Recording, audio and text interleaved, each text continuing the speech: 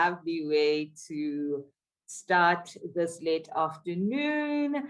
Good afternoon, everyone, and welcome to the Jakes Gerwel Fellowship Roadmap for Change, a webinar series. I'm Mathabo Tlali, and we are seeing people coming in, and it's 4 o'clock, but we know that some people are having connectivity issues. Some people are finding their blazers, wanting to look smart. I'm not judging you there, Jeremy.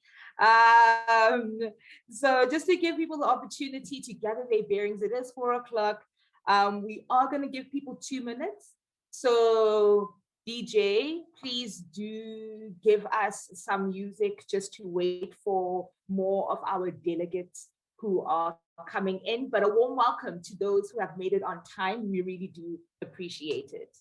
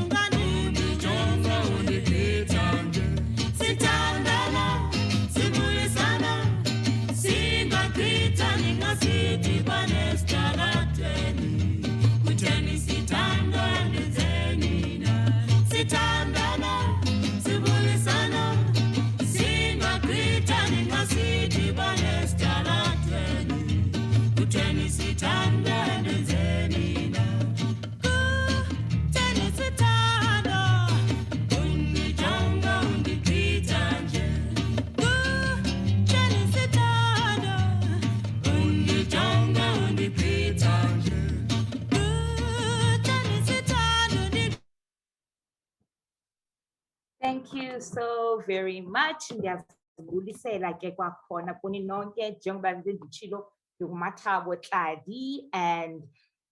people are introducing themselves, and the chat here, we have people from Ireland, some from UKZN. I am born and bred from the Eastern Cape.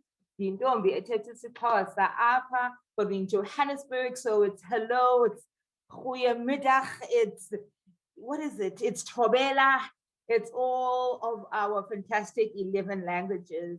And with that warmth and with that abundance, we greet you all as the Jakes Gerwel Fellowship. So we are here today to introduce who we are to you and hopefully partner with you in being the expert teacher that is so needed in this education climate in our country. As the Jakes Gerwel Fellowship, we are really driven in being a scholarship that prioritizes innovation and that takes seriously the kinds of necessary change that could happen through creative approaches to teaching and transforming our country in the ways that are needed. And we are dedicated in finding those expert teachers, and believe it or not, you in matric trying to figure out how to go through this year in the ways in which you are needed to go through this year. You are the expert teacher in the making, and hopefully as a scholarship, we could partner with you in crafting you into becoming this necessary, innovative, transformative teacher. And we do have people in the room who are candidate fellows of JGF who are on their way, well on their way to becoming these extraordinary teachers that our country and world needs. But before we get into the crux of what it is that we're about, I think it would be amazing to sort of give you a timeline of what this week is about, because today is not the only setting. It is actually one of 4 episodes in our Roadmap for Change webinar series. So today we are looking at the vision and mission of JGF, and not just JGF. This is also an opportunity for you to reflect at home or at the office, wherever you are, and think to yourself, what am I about if I'm going to walk into this education space? And does it resonate with what JGF is about, or rather, does JGF resonate with me? Because it's really about you. We wouldn't be here if it wasn't about, the opportunity to craft the expert teachers that are far and wide in our beautiful country. So episode 1 looks at the vision and mission of the JGF. And on Tuesday, we go into the practicals of it all. So yes, Mathabo, yes, Jeremy, yes, JGF, we are so keen to be part of the scholarship, but how? So beyond the passion, we need the practical ways in getting you into the scholarship. So tomorrow we'll be dealing with those nitty-gritties of, the eligibility quiz and who qualifies and. So please do stay tuned for that as well. And now for the second phase of our webinar series, we have partnered with our partner universities in this webinar series, where they will explain what it is that their university has to offer for the expert teacher, for the crafting of your voice. So on Wednesday, we have the University of Cape Town coming through with their presentation. And then on Thursday, we have the University of Pretoria, who then will be, explaining what it is that they have to offer.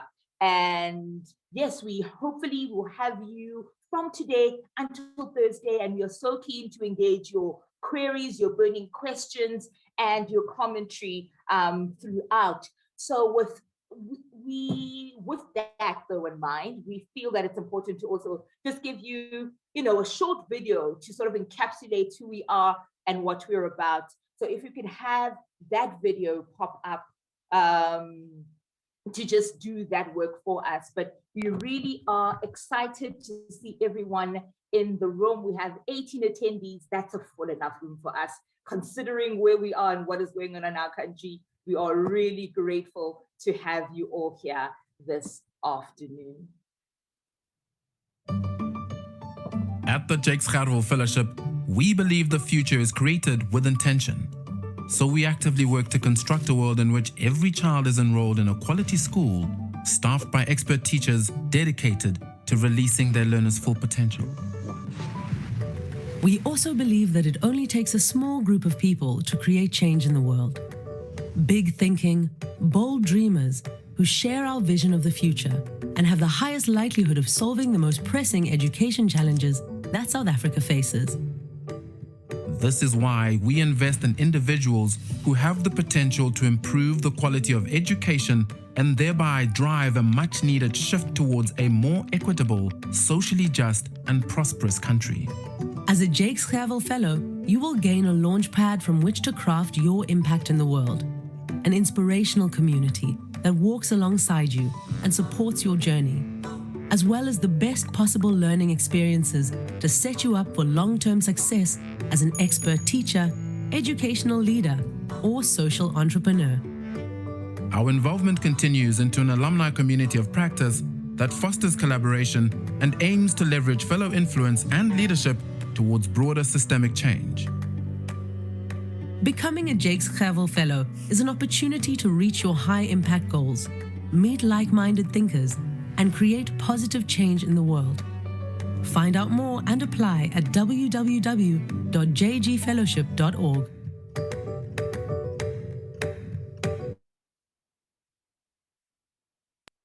I hope that explainer video, as short as it was, gives you a summary of truly what we're about, and we have, we're winning slowly your interest in applying to the scholarship. So there is a space here that I want to introduce people to. Possibly some may know it, some may just know the name, but it's important that we understand the foundation on which we stand as a scholarship.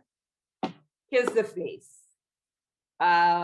If anyone knows who this person is, and not just the name, I think it's easy for us to arrive to who the individual is, but what are they about?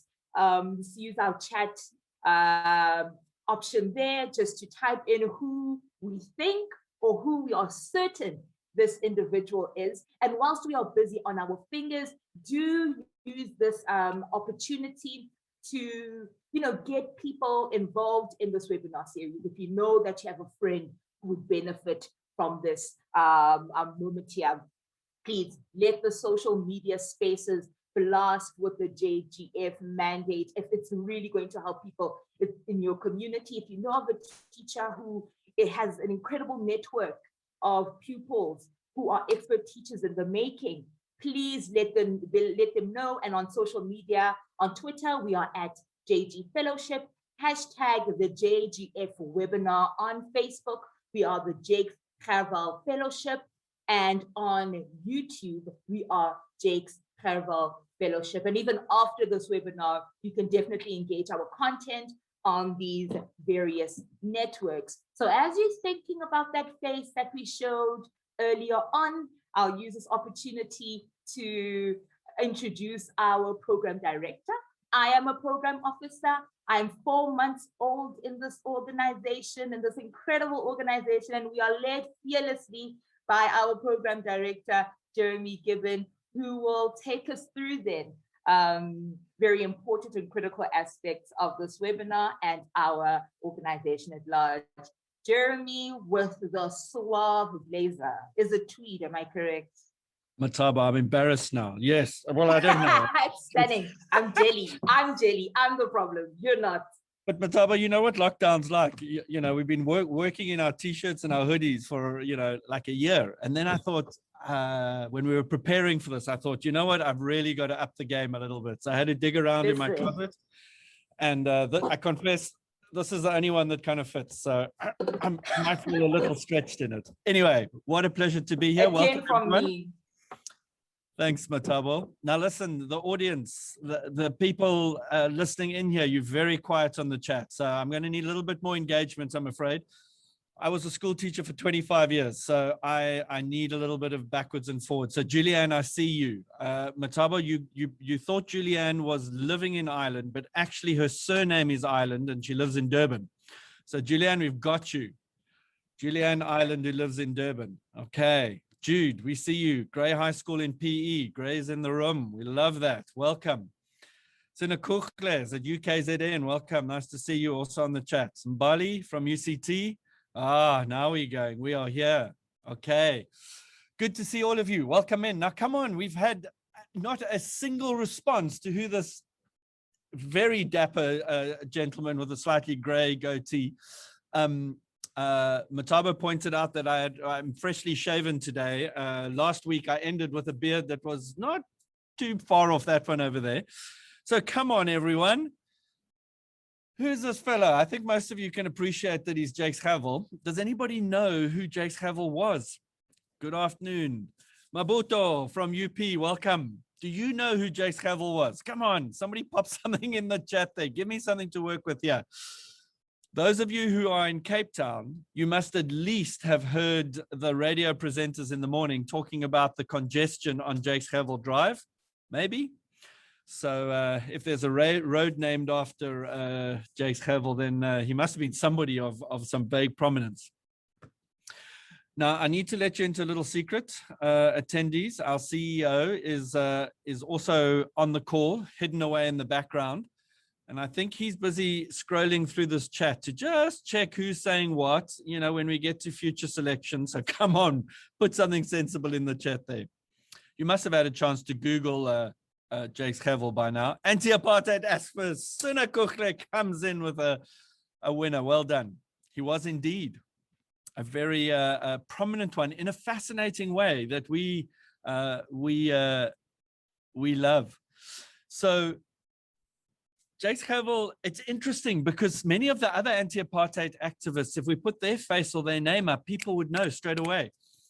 Jakes was an interesting man. He worked in the background. He took up a very much a backstage position. And I'm going to tell you a little bit about him now, and maybe you can see that theme come through. He really didn't seek the limelight, but he was very, very influential. He trained as a teacher. And his first teaching post was at the Grassy Park High School in Cape Town. He then got a post as a lecturer at a college of education, the Hewitt College of Education, and then went on to lecture at UWC. And really, he was everything, Ngamso. Some of us think so. It was at UWC that he really established his struggle credentials. He went on to become the rector and the vice chancellor of UWC and played an incredible role as a great struggle icon and an incredible role in positioning the University of the Western Cape as very central to the academic nature of struggle and anti-apartheid activism. maybe not all of you know that he actually went on when President Mandela started his presidency. He invited his good friend Jakes Gerwel to take up the post of Director General in the office of the presidency. Not many people know that because, again, he was a little bit behind the scenes, but he was actually Mandela's main speechwriter. Many of the speeches that we know as the famous ones were penned by Jakes Gerwel. He was a great friend of President Mandela, a great confidant. And then for some in the team, they actually had the privilege of getting to know Jakes Gerwel because he was the inaugural chair of the Alan Gray Orbis Foundation board. And Alan Gray Orbis Foundation we work very closely with and are linked to the funders of our fellowship. And so as a fellowship, it is an incredible privilege for us to carry the name Jakes Gerwel, and we do so thoughtfully. We take time to reflect on what it means to be named after somebody. What are the qualities that he had? What are the kinds of ways in which he engaged? And what does that mean for us today? So that's a little bit of our kind of background. I want to pop this quote by Jamie Hassop, the head of Google Education, in front of you and just ask you to reflect on it. Let's stop asking students what they want to be or do when they grow up. Ask them rather what problems they want to solve and what they need to learn in order to solve these problems. I love this quote because it speaks to the heart of what we do at Jakes Gerwel Fellowship. You see, problems excite us because problems for me talk about action. They talk about collaboration. They talk about solution. They talk about improvement. They have an element of justice. They have an element of action and doing things to make things better. And so if I was a student and somebody asked me this, how would I respond personally? One of the great problems that has kind of defined my entire life, I was a school teacher, I was a school principal, I was a consultant, and now I work with Jakes Gerwel Fellowship. As I look back, I realized that the problem that's always driven me is the problem of how do we get the very best people to become our teachers? And once we get them to become teachers, how do we train them? And I'm in my perfect job because that's literally what I get to do day in, day out. And for me, it's very personal. I have 3 children. All 3 of them go to school, although following level, whatever we're in, 4 and 3.5 or 4 and a bit, they're not going for much longer. But I have a deep investment in who the teachers are who teach my children. And they spend more time listening to their teachers than they do listening to me at home. And so I'm interested in that. I want them to be the very, very best. And so that's the problem that really, really excites me.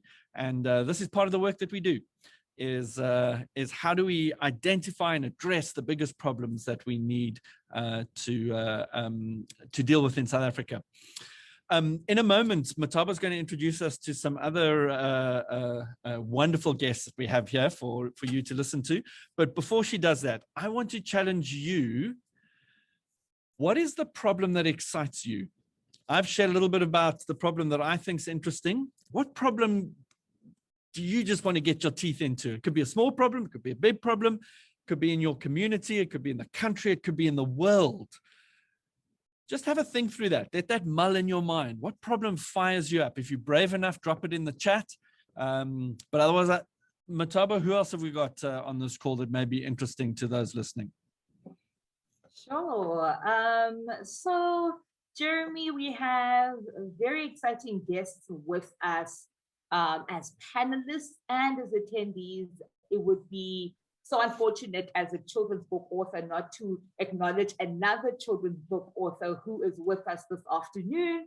We have Unangam Anomashubi, who wrote the incredible children's book Ukwenga, and she's also, I would call an education specialist really, and she's done amazing work in the Chris Hani region, in the Queenstown region, Ekomani, today in the Eastern Cape, my home province. So really, this room is all the warmer as we go along. And in the room with us, our panelists this afternoon, we have Jasmina Singh.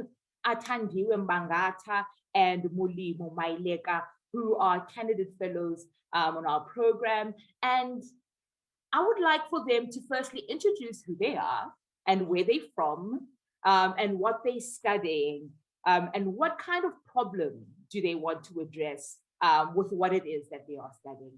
So we will start with you, Jasmina. Who you are, where you're from, and what kind of problem you would like to address with the education trajectory you're on. Thanks so much, Mathabo. Hi, everyone. My name is Jasmina Singh, but I think you can see that in the bottom here. That's the one nice thing about these Zoom calls. You don't ever forget people's names because it's always popping up. I'm currently a second-year student at the University of Pretoria, but I'm back home in Durban for a little bit, where it's always warm and sunny, even in winter. I plan to be an English and history teacher.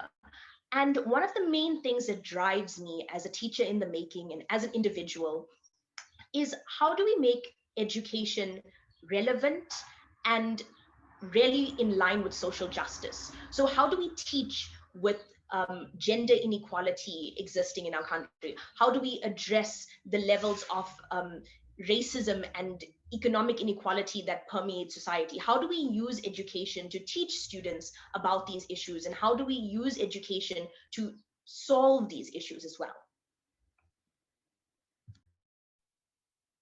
Thank you so very much, Jasmina. Athandiwe. Hi Hello, there. everyone. Hello, everyone. I hope everyone is doing well and everyone is keeping safe. My name is Athandiwe Mbangata, but feel free to call me Thandi. I am from KZN. I went to school in the Eastern Cape, and I'm here in Gauteng now. I am a first-year student at the University of Pretoria. I am doing a BA General, and I would love to teach LO and history. And what drives me is food insecurity. So food insecurity for me is the effect. So food insecurity is the unavailability of food and the individual's ability to access the food, right? So this means that you do not have the important nutrition that promotes a productive person, right? So you are going to school not having the right supplements for cognitive function, you're tired, you're hungry, all of this will basically lead to you being uninterested in school, not paying attention in class, sleeping in class, and falling behind. And all of this will basically lead to you missing school, dropping out, and not performing to your optimal level. So that is definitely something that I do not want. Thank you so very much, Athandiwe. Mulimo. Hi, Mathabo, and good day to everyone. I'm so glad that all of you could be here. Hope you're all keeping warm and you're all keeping safe. So my name is Molemo Maliaka. I am currently a first-year student at the University of Pretoria studying a Bachelor of Social Science. I'm from Randfontein High School. So hi to everyone that has seen this space. So the problem that is pressing for me, I think, would have to be policy on an educational level, specifically within South Africa, because I think a lot can be done within that policy space. So I think, first of all, ensuring that we're able to give off a quality education for everyone. Second of all, ensuring that we have an inclusive syllabus that's able to ensure that no one falls behind. And I think most importantly, ensuring that we're able to compete with top countries. So I think on a policy level, there's a lot that can be done. And I definitely think that I'm the person that will fix those issues. So yeah. What is innovation without enthusiasm? Mulimo is teaching us this afternoon. What is all of that? Jeremy, you are on the line with us. Before you get on to your next presentation, what drives you? You here, you've asked us all these questions. What drives you? Oh, Mathabo, I get all excited. I love listening, reading in the chat to see what people are saying there. Some wonderful problems, and just to listen to candidate fellows talk. Yeah, Mathabo, for me, it's about teachers. I've throughout my career, I look back and I have this unwavering belief that the quality of anything we do in education relies on the teachers. When I was a school principal, I used to say to my staff, it doesn't matter how fancy this is, whether this team wins, whether the orchestra does that, the quality of what we do here depends on what happens when the bell rings and you close the door, and for the next 45 minutes, that interaction there defines the quality of education. Everything else supports it, encourages it. Some things are peripheral, quite honestly, in South Africa. Some things are a darn waste of time. But the bottom line for me is that the quality of our system is determined by our teachers. And so that drives me. I want to see the best people becoming teachers. So that's what excites me. It's what gets me up in the morning. It's why I love the work I do, because I get to work with young teachers like the three that you've seen who are studying to become teachers. But I want to talk a little bit about some of the other big problems, if I may, in South Africa. On the screen, you'll see a big world map and the acronym PIRLS, which stands for the Progress in International Reading Literacy Study. And it's a study that is done internationally to any country who wants to participate.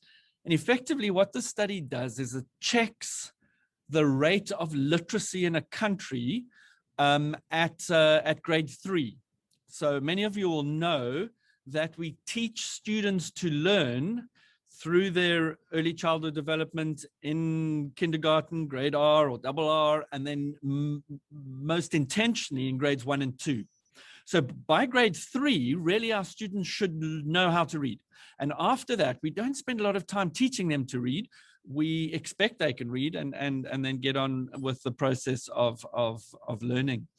And so it's important, to know, are we doing that job well? And PIRLS is the study that tells us that. So there's the results from the latest PIRLS study. Now, I know you can't read all of that, and it's in tiny script, so I'm not pretending, but you can see down the left are the list of all the countries, and on the right are the results. And the black blob in the middle is the kind of mean or the average results for that country. And then the bar gives you an indication of what the range is. Now, unfortunately, we have to go down to literally the very bottom, literally the very bottom of the table to find South Africa's results. We are below Kuwait, Saudi Arabia, Morocco, Egypt, Bahrain, Azerbaijan, Georgia, and we're at the bottom. And that is a disaster. Now, I think you know this. I'm probably not telling you anything new. This is a big problem in our country. The overall summarizing stat is that around 78% of our grade 4 pupils can't read for meaning in their home language. And there's a lot of nuance in those words, and there's a lot of discussion about what it means to read for meaning, home language and mother tongue instruction, etc. So I'm not pretending that there isn't complexity in this study. And one of our sister organizations, Fundawande, works right in the space of developing literacy in early grade learning. But this is a big problem. It's one of our biggest in South Africa, and it needs to be addressed. The United Nations, over the last little while, have developed a series of responses to the major worldwide problems. We know them as the Sustainability Development Goals, the SDGs for short. There's 16 of them that focus on the big 16 challenges of our world today. You'll see 17 there, the 17th one is the idea of partnership, of working between goals. But have a look at some of those. Number 1, poverty. Number 5, gender equality. Jasmina made allusions to that. Number 7, clean energy. Number 13, climate action. Those are big problems. And the problem that we are aligned to at the Jakes Gerwel Fellowship is number 4. And it reads, to ensure inclusive and equitable quality education and promote lifelong learning opportunities for all. That is the problem that Jakes Gerwel Fellowship exists to work on. That's why we're here. We look at that and we go, yep, we want to be part of the solution to that particular problem. So 5 years ago, when the trustees that set up our organization got together, they had to answer an interesting question. How do you go about making an impact there? What do you do? They had a certain amount of money, resources, and their question was, how do we use these resources to most effectively impact on ensuring inclusive and quality education in South Africa? Maybe stop and think about that for a moment, because it's not that easy a question to answer. What would you do? If I said, right, you got 100 million rand to spend to improve education, how would you do it? What would you start to focus on? Where would you allocate your funds? And so the trustees went through quite a lengthy process of trying to answer that question. And one of the seminal pieces of work they looked at was a researched paper that was put out by McKinsey in 2007 and a follow-up one, I think, in 2010, called How the World's Best Performing School Systems Came Out on Top. So they went around the world and said, let's look at those people that are getting it right. Those people, that the countries that sit at the top of pearls. You know, we sit at the bottom. Who sits at the top? And what do they all do that's the same? And it's a fabulous report. If you haven't read it, I suggest you get hold of it and read it. The executive summary was that there were 3 things that were critical. Number one was those countries that performed the best found the best people to become teachers. They somehow managed to attract the best performing students to become teachers. Secondly, they worked out how to train them most effectively to be great teachers. And thirdly, they had systems in place to ensure that no learners in the country got left behind.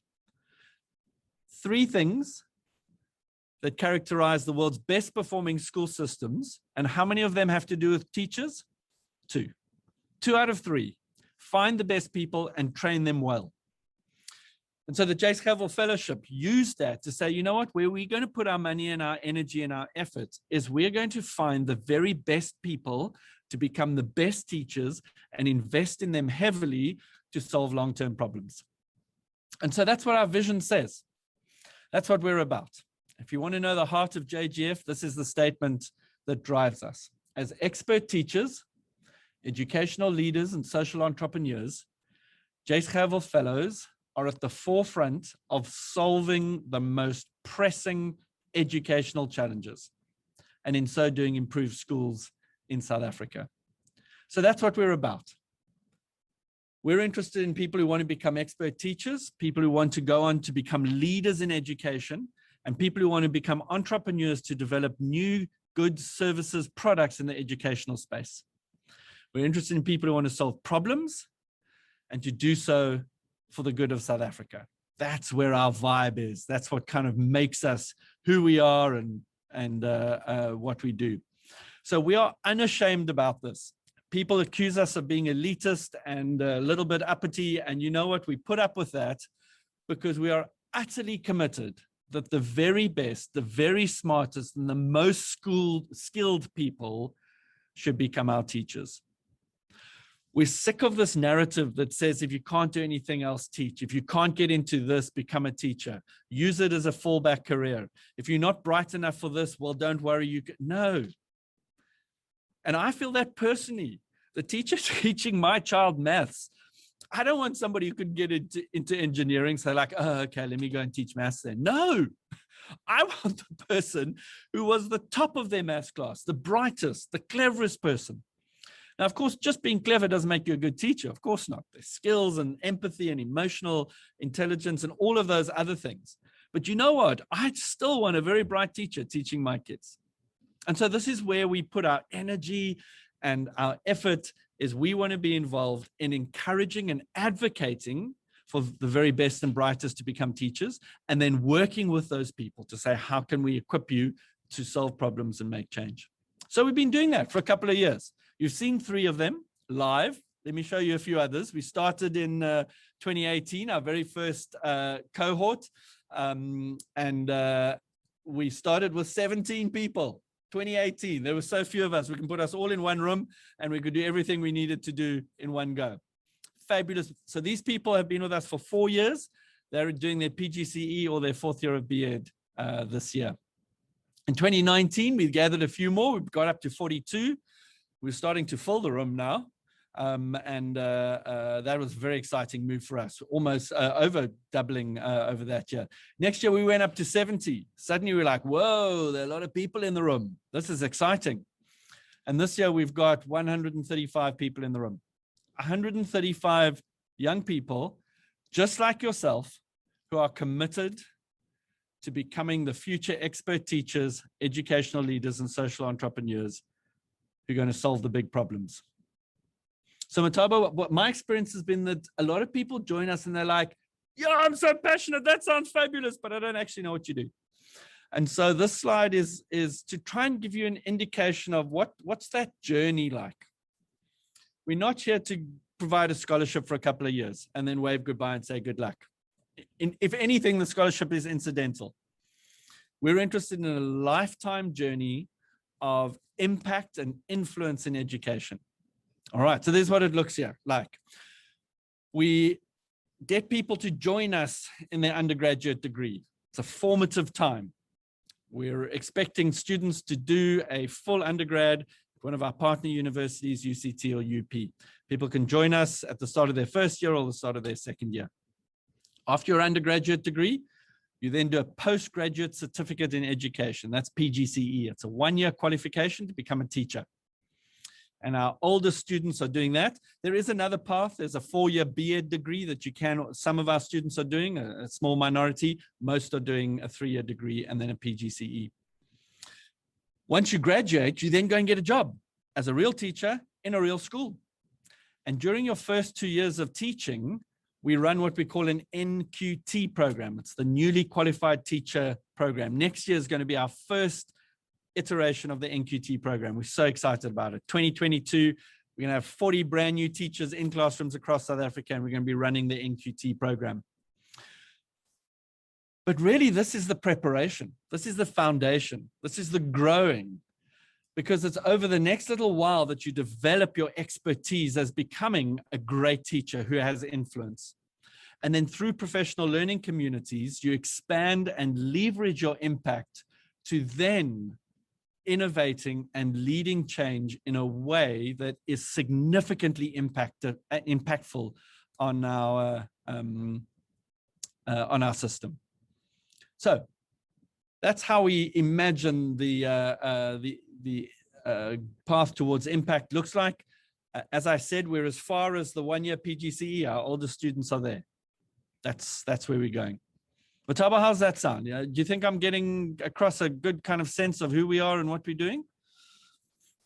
I think you are, Jeremy. I think you are, but we're also quite interested in the questions that people may have in the room. But before we even fall on that, people have been responding with really insightful thoughts around the things that preoccupy them when they think of education.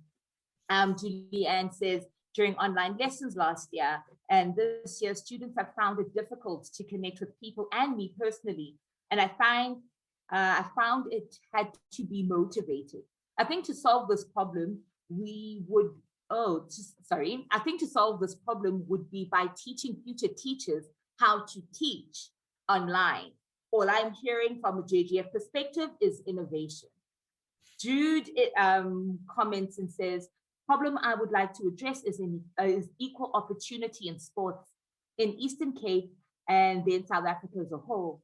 Being a sportsman myself, I see a lot of kids with talent in South Africa and bright students who do not get an equal education and are not pushed forward to pursue their goals. So holistic education there from Jude, not just what's happening in the classroom, but the holistic growth of students. And for you, Jeremy, I want to put to you a question by Anonymous, who says, great to get to know about the background of Jakes Fellowship. Does the fellowship accommodate postgraduate studies? Thank you, Mathabo. And to whoever wrote that question, I can see that there's a little pencils there, and it says Julian Hewitt is typing an answer. So you'll have a direct answer from Julian shortly. But I guess I'm not exactly sure what you mean by postgrad studies. A big part of what we call our graduate teaching fellowship, and I'll talk to that more in a moment, is supporting students who have an undergraduate degree who are now wanting to study their PGCE, so their postgraduate certificate in education. So that's obviously a postgrad course. So yes, we do support that. At the moment, in terms of further postgrad studies, a master's, an honors master's, PhD in education, we do support that, but we support that with the fellows that are already on our fellowship. So I'm going to, if you don't mind, Mathabo, I'm going to dive into just a couple more slides and then I'm done. Then we can go into questions about who are we looking for? What's the kind of person? You've heard from 3 of them, and I promise you're going to hear from them shortly because they give such an authentic voice. But what kind of people are they? And we have what we call our 5 pillars, which is what you see on the slide now. These are the qualities that we're looking for in people to come and join this fellowship. The first is this concept of passionate perseverance. Are you the kind of person who's willing to endure some hardship to pursue excellence, who's willing to kind of really stick it out in the long haul? Because solving these problems is not easy. If it was, somebody else would have done it and we wouldn't be doing this work. Secondly, are you the kind of person who likes the concept of courageous collaboration? Are you a lone wolf who just wants to do their own thing and not interested in others? Yeah, probably not the right place. Because we know that to solve big problems, you have to work together with a range of people across a range of different environments to have long-lasting systemic impact. And working with people is hard, jolly hard. Do you have a learning obsession? Are you the kind of people that you're the kind of person that's just driven with a curiosity, both your own learning and the learning of other people? Does that drive you? Do you have an entrepreneurial energy? And be careful here, don't misunderstand that. We don't need people to start businesses. We talk about an entrepreneurial energy or a mindset. And an entrepreneurial mindset is one that says, what are the problems here? And where are the opportunities for me to bring a solution to that problem? That's what we mean about an entrepreneurial mindset. And finally, are you the kind of person that's driven by a spirit of significance? Are you the kind of person that looks for purpose in your life? Does inequality nag at you? Are you the kind of person that wants to promote social justice? If so, if those 5 things, you go, yeah, that's me, then you're in the right place. Those are the kinds of people that we are looking for. So let's get a little bit more specific then. Okay, a little bit more detailed. Are you eligible to become a Jakes Gerwel Fellow, to apply for that? Now, there are 2 points of application. I really need to iterate this because it can get a little bit confusing. Do you see in the little blue block down on the bottom left of my slide, it says undergraduate teaching fellowship. All right. And our undergraduate teaching fellowship, we welcome people in at the start of their first year. So if you're currently in grade 12 at the moment, or you haven't yet started university, then you would start with us in first year. You would be the kind of people to apply. Or if you're currently in first year and you'd like to apply to join us in your second year in January next year, then again, you're eligible to apply. Unfortunately, not in third year. All right, so what are the eligibility oh my goodness, my words are not coming out too well. What are the eligibility criteria? Firstly, you need to have a South African ID number. Secondly, your academic marks from grade 11 need to be above 65%. Thirdly, you need to intend to study an undergraduate degree. I think you're picking up this theme now, at either UCT or University of Pretoria, a BSc, a BCom, a BA. You need to intend to become a teacher. Let me say that again. If you haven't picked that up, we're a fellowship of people who want to become teachers. So if you want to be an engineer, then please don't apply. If you want to be a dentist, please don't apply. Okay, there are many excellent scholarships for people in that space. All right, but don't try and fit yourself into something that's not you. We're about teaching and education. We spend time in schools and in classrooms with teachers, with students, with young people. That's what we're doing. Okay, So you need to intend to be complete a PGCE and teach in a high school. And for the undergraduate teaching fellowship, you must be 23 years old or younger at the close of application in July. Right, let's go on to graduate teaching fellowship.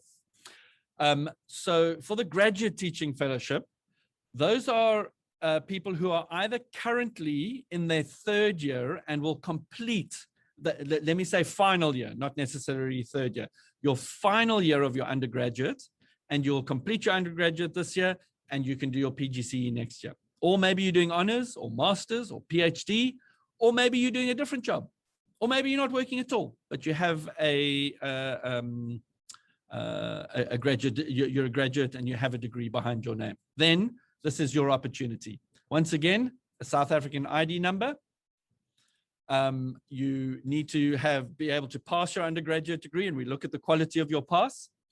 You need to study PGCE next year, and at PGCE level, we partner with 5 universities, UCT, UP, WITS, and UJ. That's only 4. Have I missed? Oh, Stellenbosch is the other one that we partner with down in Cape Town.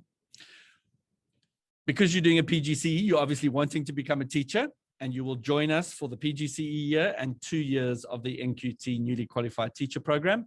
And for the GTF, you need to be 30 years old or younger at the point of application. All right, very quickly, what do we cover? We're not a typical scholarship. So we're not just about, here's some money, we'll pay your fees, goodbye, good luck. We're interested in your whole person, and we're interested in building a lifelong partnership to impact, okay? So you're going to see us for a long time. You've got to make sure that we vibe together. All right, so let's go through some of them. We pay for your university fees and accommodation. We look after your meals, books, tutoring allowance, things like that. We provide a small monthly stipend for just some incidentals. We offer you strong academic support through your studies. We offer a leadership development opportunity. You have one-on-one coaching with your program officer, somebody who will guide you.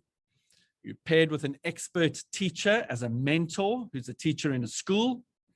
You have access to our electives program, which are sponsored opportunities to be involved more broadly in education. And you join what is effectively a lifelong community of change makers. So that's what we offer. Mathabo's going to now take over, let you hear from some of the candidate fellows themselves and how they experienced this. I just want to leave you with that number. It's our WhatsApp line. There's somebody with the phone who monitors that, I promise. Sometimes I only get to it the next day. But if you type a message to 083-589-2933, a real person at some point will get back to you. Besides our website, that's the best place to be. Mathabo, over to you. Thank you so much, Jeremy. And we are hoping that people are getting all the more clarity that they need about this process. And should you feel that there are aspects about this session here that are still lost on you, please feel free to ask the necessary questions. And as you do that, I do want to ask, because I've never been a JGF fellow. I simply work here. I'm a program officer. I'm the coach that you are promised with when you're on this fellowship. But I want to ask about the process of applying at JGF and how it's been for some of our candidate fellows. And Athandiwe, I want to know, where did you hear of the JGF fellowship? Where did you come across it? My LO teacher sent an email saying, if you want to be a teacher, here's a scholarship. And I pressed on it and I looked at the website, and at that point in my life, I was still very indecisive on whether I want to go down this path or not. And then probably like a month later, my brother nominated me. So I got an email saying, congratulations, you've been nominated. I was like, I'm nominated for what? And then I saw for JGF, and then I clicked on the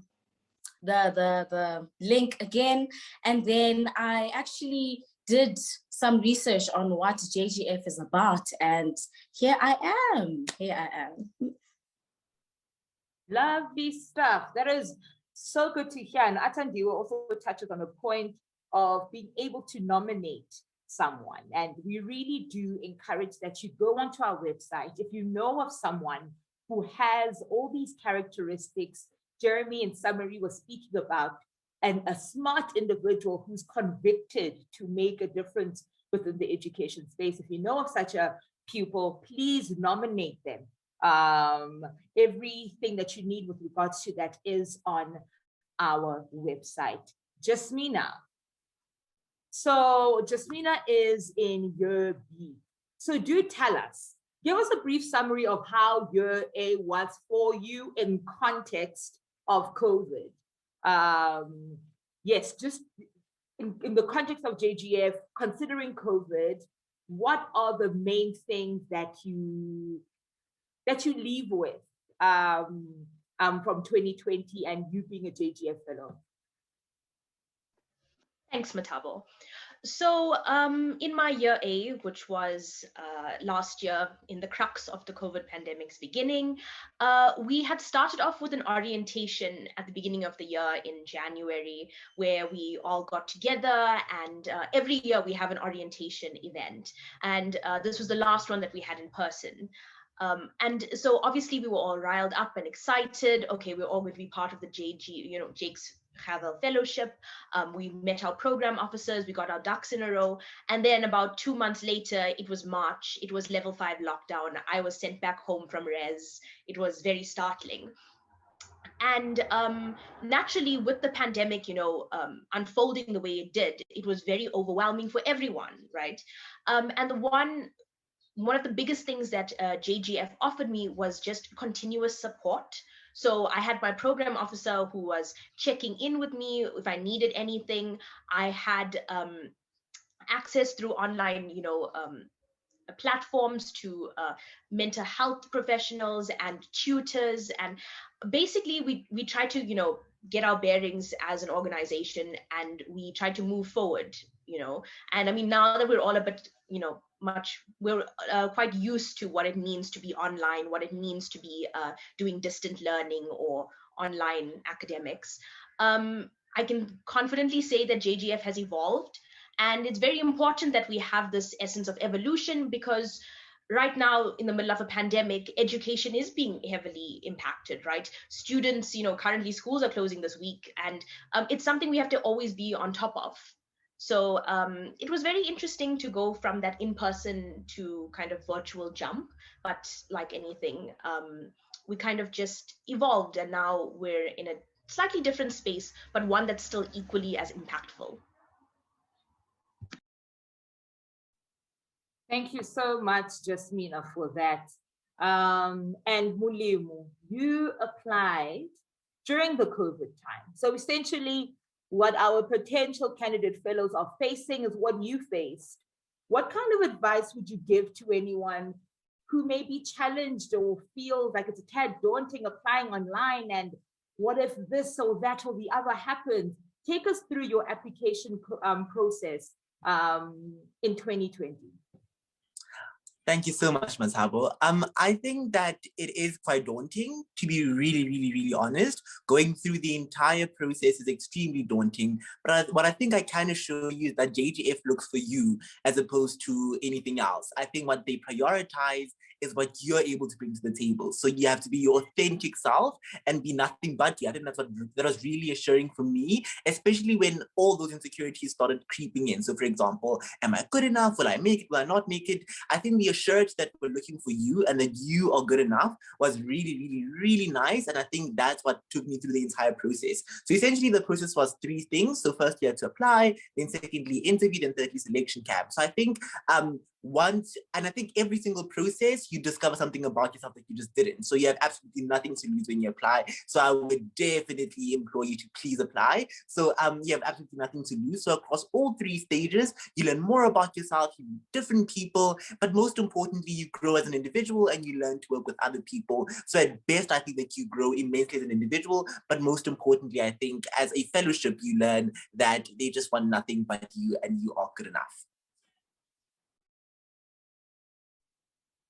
Thank you so much, Mulimo. And to reiterate the words of Jeremy, when you hit us up on that WhatsApp line, or you are online and you are, contacting us via the World Wide Web, there will be a real human being. There will be a person at some stage who will engage your issue and your problem and your query with regards to the process of applying at the Jakes Gerwel Fellowship. And I am so interested here, before we close, to engage people's motivations with regards to education. I saw something really interesting here from Usinokuhle, if I am correct. Usinokuhle Ngubane says, a problem that fires me up is the bimodal education system that exists in South Africa.